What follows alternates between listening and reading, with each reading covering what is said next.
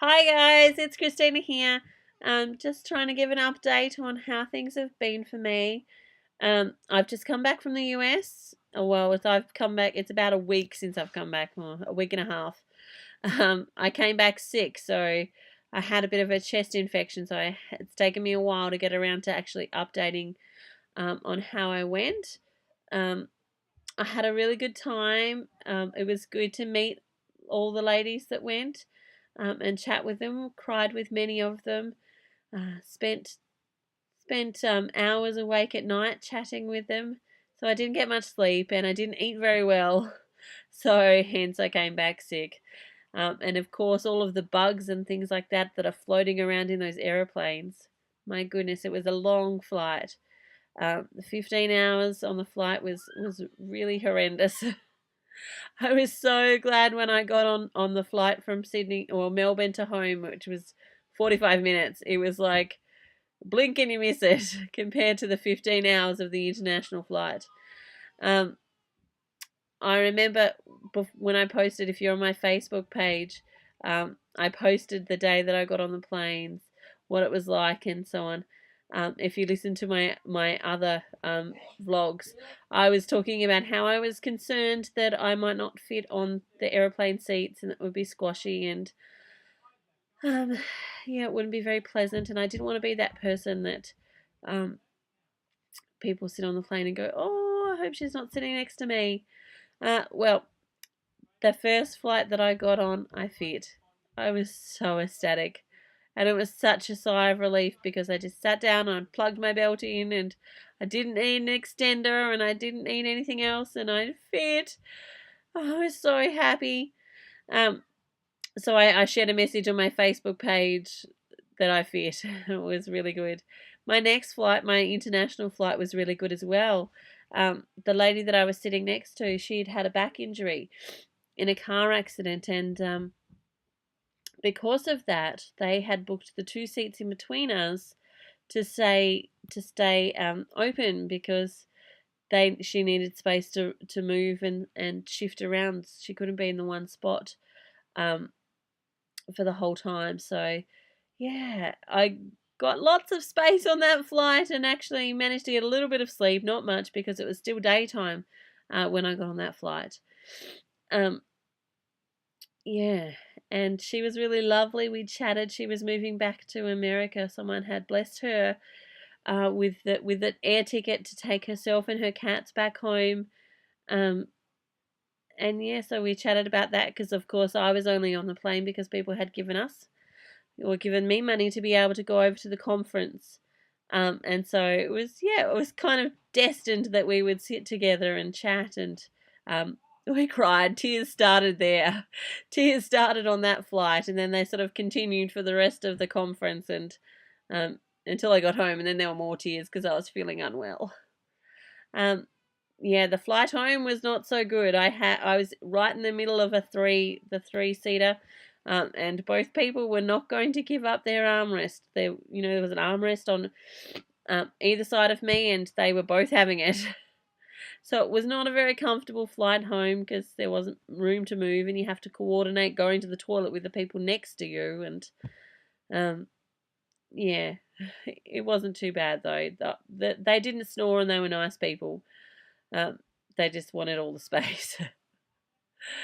So I was really glad to get home and get back on ground. But I really enjoyed having that time to meet up with other people and share stories. I think there's something about connecting with people when they can share a similar experience of what you've been through. They really get it, and it was really good to be able to do that. And I'm so grateful that I was able to raise enough money and all my friends and family helped get me over there. I think it was an amazing experience, and I'll have memories that I'll treasure for forever, I'm sure, and friendships as well.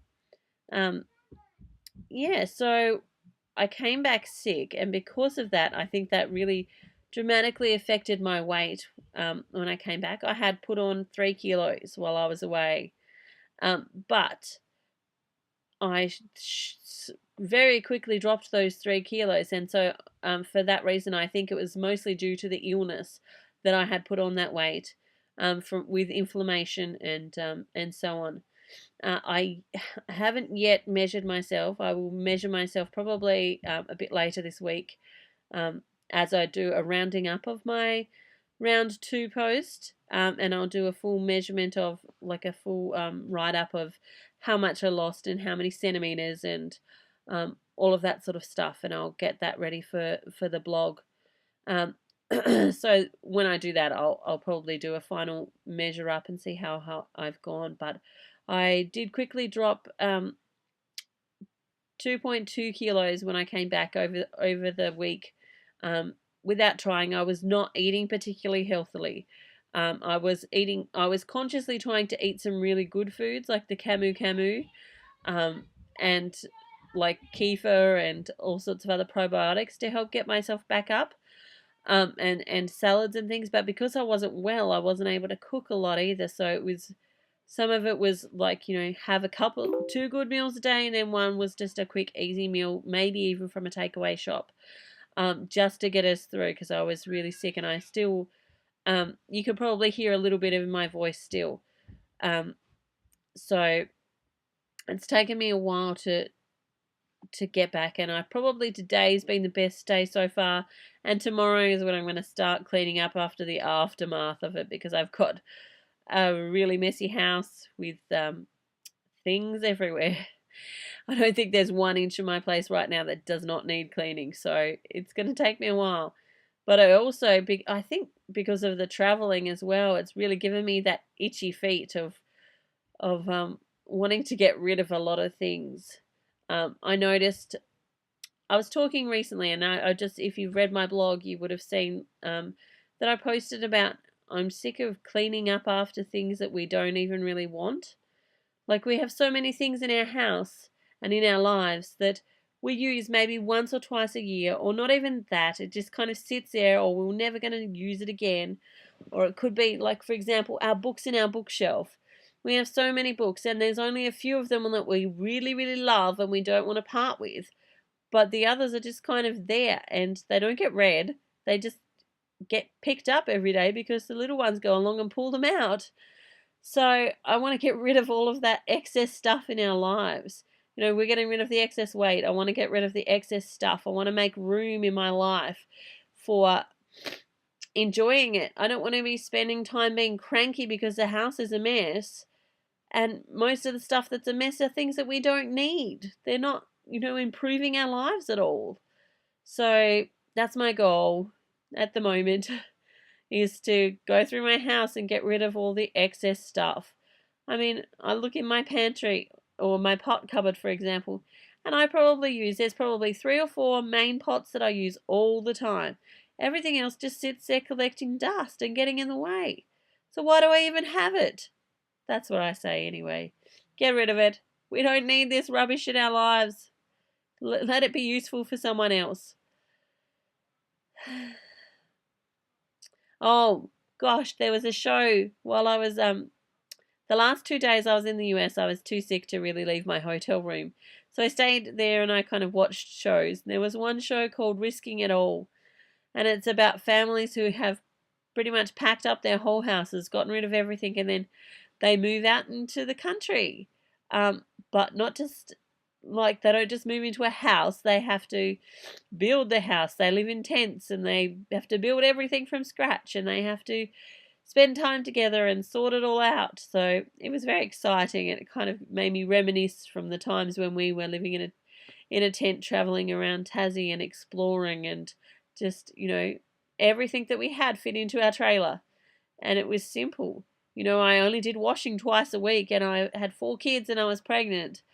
But we only did washing twice a week because that's all we needed. We didn't have mountains and mountains of clothes. We only had, about a week's worth of clothes, and that was it. So I'm longing for that simplicity again. So we'll see how I go with that. We'll see what happens. I'll keep you updated, I'm sure. So other news as well is that I'm starting round 2 again, round 3.